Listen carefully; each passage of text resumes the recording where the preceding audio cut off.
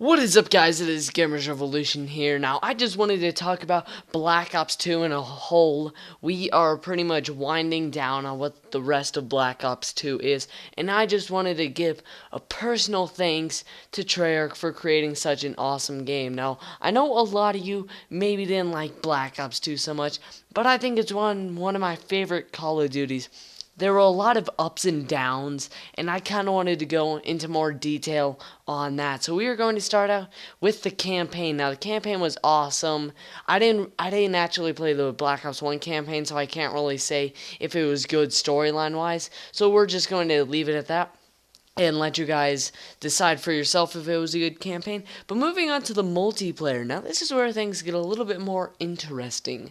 Now, there are obviously some unbalanced guns, like maybe the FAL, SMR, Remington. The snipers used to be a little bit overpowered in my opinion. There's a lot of other guns that I believe are a bit overpowered, like maybe the M8A1 or the MSMC.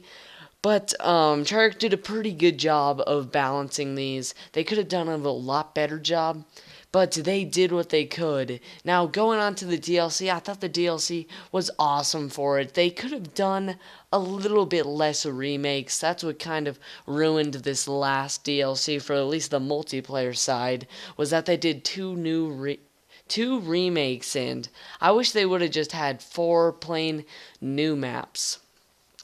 Now, also, I felt like the maps were pretty well designed because there weren't too many places to head glitch, and if there were, they were kind of out in the open and a place where you could take them down easily, or where they didn't have much of a chance of being picked up by one of your other teammates.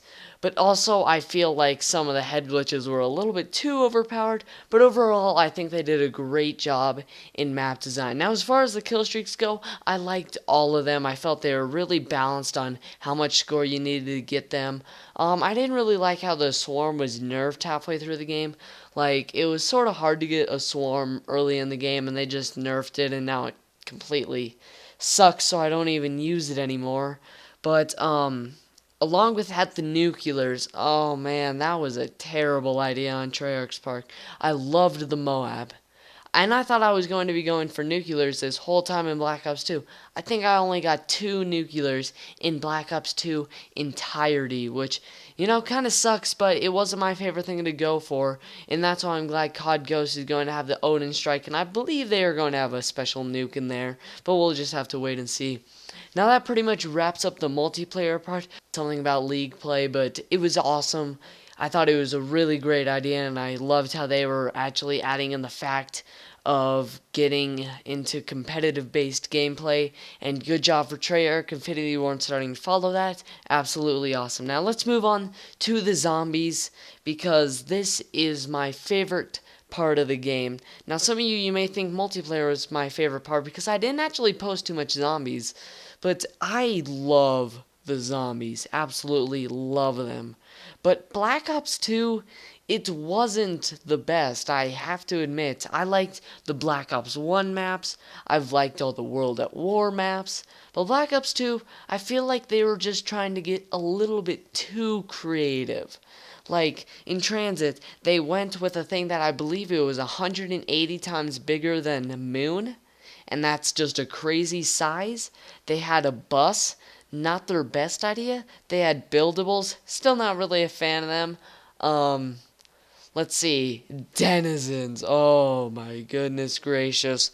Those things were the worst. Fog, fire, lava, everywhere, transit, it was terrible. That map was absolutely terrible. But then we moved on and we got Die Rise, and that was actually one of my favorite maps. Treyarch learned from a lot of their mistakes, like making the little wonder weapon in Transit actually where it had parts spread everywhere across the map. They made the Swift Fire where you could build it literally within a minute, but they also made it very well balanced of how you could actually get it out of the mystery box as well, and that it wasn't able to be broken. It would just run out of ammo. And I think they did a really good job with that. Also, they fixed the little transportation system. I love the idea of the elevators. I didn't really like how the uppermost parts of it were kind of small, and you had to take an elevator just to get to the small space, and how many glitches there were with going down the elevators and getting down. And I thought it was just a good map overall. It was just a really fun map to play, and it was overall one of my favorites. Now, we move on to Mob of the Dead. Oh man, don't even get me started about that map. It was a great map. There was just things before the map came out that really just made that map not as fun for me. You can go watch my video, I believe, Mob of the Dead Leaked Information Sucks, if you want to look at that. Pretty much everything that I said in that video was true. It completely ruined Mob of the Dead for me, and that's when I actually started getting into more competitive gaming, was during that Mob of the Dead time. And let's move on to Buried. Now, I liked this map. I really did like this map. I didn't play it that much, mostly because I actually missed the release date of it because I was on vacation. And then I actually went and tried to do the Easter egg. Now, this took me multiple attempts, and I ended up learning a lot about the map and how it works and getting really good at it, and I thought it was an awesome map. And finally, we are on Origins. Now, Origins, amazing map. I don't know what it is about it, but it feels like a Black Ops 1 map. And Black Ops 1 maps are awesome.